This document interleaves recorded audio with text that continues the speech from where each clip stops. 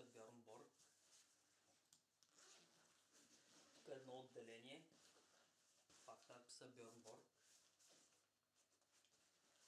Тук има отделение за химикалки. Тук е едно джобче допълнително. Ето. Тук още едно с ципче. Ципчето са движи като нагорещен нож в масло. Това е мрежичка.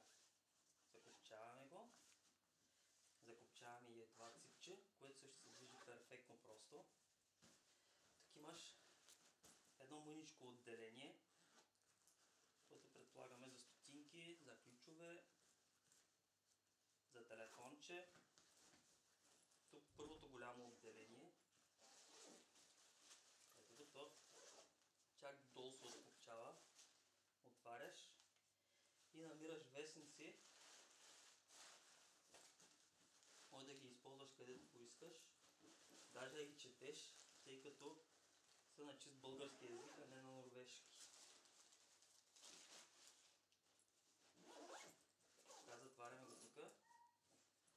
Второто сега голямо отделение, което е от към гърба. Отваряме го. То също е пълно с вестници.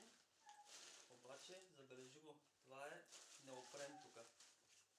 Тук също е етикетчето Björn Borg.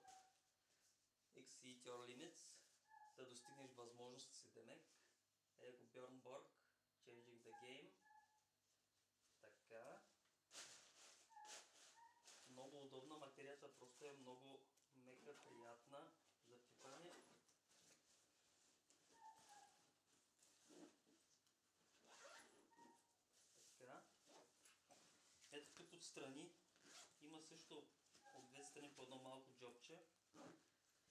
Предполагам за стотинки и за ключове. Тук още едно. Ето го и него. Така.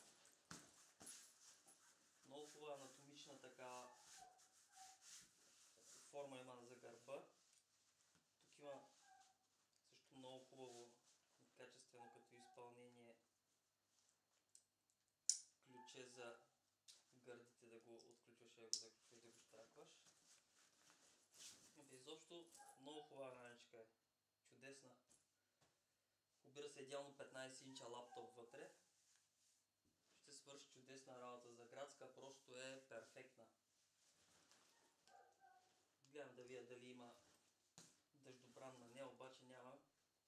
Което за градска раница надали е някакъв